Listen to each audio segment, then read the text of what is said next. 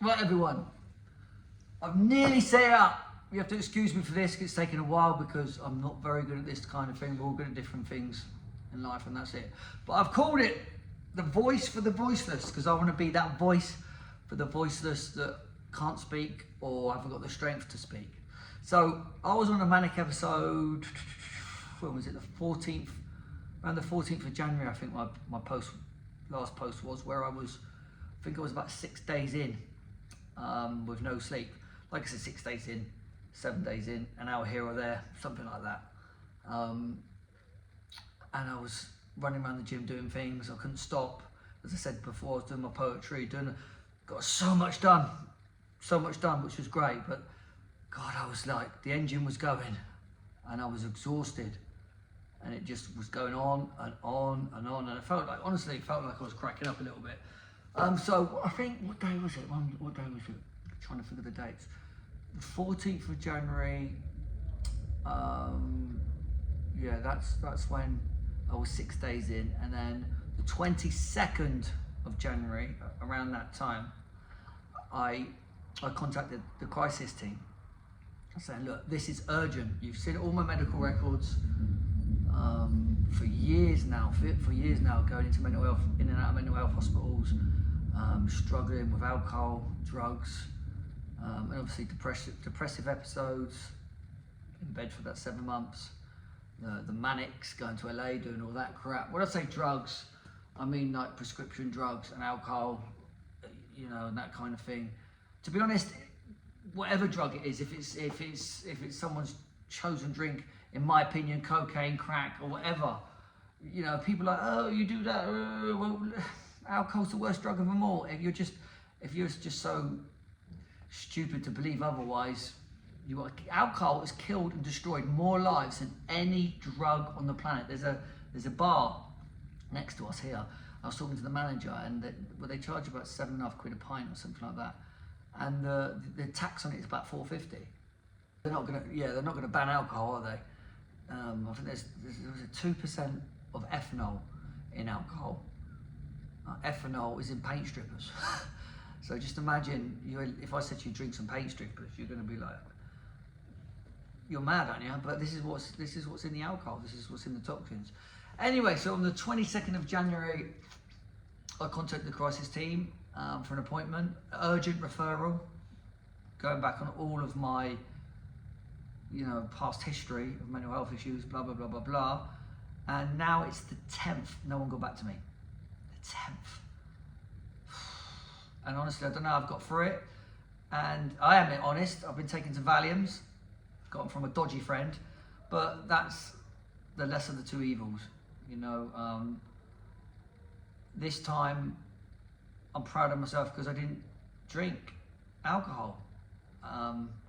Very, very proud of myself, because I wouldn't even blame myself if I did drink alcohol, because I can't explain, if no one's been through this manic, that your brain just doesn't switch off. If I said to you, like, 2.5 weeks of no sleep, racing thoughts every second, every minute of every day, you can go into psychosis, and that's where it was headed. You're seeing things, and you know, the adrenaline still pumping, my heart's still going. It's just crazy. But I've got so much shit down, turned my whole fucking business around. This is the poetry I'm going to share on these podcasts, and everything I'm going to do is I think it's amazing. It's amazing. So anyway, called the crisis team today again. Did you forget me? You know, and then if I did drink or take drugs, they'd go, well, we can't medicate you because you take, drink, or drugs. So, or whatever your chosen thing is. So, like, you know, this is unacceptable. You know, I could be dead. This country's fucked. You know, I don't know what it's like in Scotland or Devon or whatever, but London, you know, a crisis with all my medical history of going in and out of mental health hospitals, to go to the to go to A&E, you know, put on murder reports, you know, traumas, psychotherapy over the years, and they still basically ignored me, and it hurts because then you feel like you don't want to, you haven't got the strength to phone up. You don't want to phone up because you feel abandoned, because I've got abandonment issues as well. Funny enough. So anyway, I got through it. I got through it this time for the first time without alcohol. So I'm fucking proud of myself. So proud of myself. But look, I was taking Valiums and I was sniffing them. No, I'm joking. I was just taking some Valiums, and I'm from a dodgy friend. But then Valiums you can get from the doctors anyway, but they don't like giving them out. Why? Because they're addictive. Well, fucking so is crack. It's just like, oh mate, everything's. How can the things be addictive if they don't give them to you? It's just anyway. So I'll leave it with.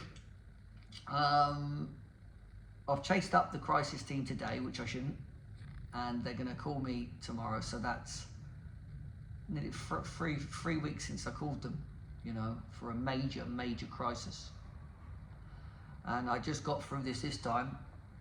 I might lump in my throat, emotional, for a heart, just I don't even know, just I don't know how I got through it, to be honest. But I'm just starting to calm down a little bit, which I've done. Like I said, I've done loads of work, gyms, painting. I think some of you saw my videos of me painting and chiseling my arse and a trowel in my hand, and I just like Van Gogh, Picasso, painting away, and just the poetry I was coming out with. I'm gonna share all my quotes and everything, and the chess. I think I was so far advanced in my chess games. I was like 17 games, 18 games unbeaten, but just like finishing moves and coming out of un passant I can't even remember that existed, and just I was like strategizing 6 or 7 moves ahead, which I it's quite difficult to do, and sacrificing different sacrificing the pawns, I even sacrificed the queen one day, but it was just that I had that mindset in that manic episode I couldn't normally get to. So like I said, it's a blessing and a curse, but it can't continue. Anyway, I've just set up the voice for the voiceless on Instagram, and I've just set up the voice. I am the voice for the voiceless on TikTok, and I'll share them in this post. I'll share them in this link. I'll share the links in the posts. And yeah, I got through it, man. I got through it. And yeah, I'll be inviting, like I said, I'll be inviting all different kinds of people on all different walks of life. Not only just in boxing, I've got, a wide variety of people, friends, people, associates, people I know that struggle, suffering, and that have been through so much. So it's going to be really cool, really good. I'm really excited for it. I'm really looking forward to it, and inviting people on and sharing their stories, because our stories need to be told, and we need to be the voice for the voiceless. And even in a manic episode, I thought of that, the voice for the voiceless. It's cool. What a name. Proud of that too. All right. See you soon.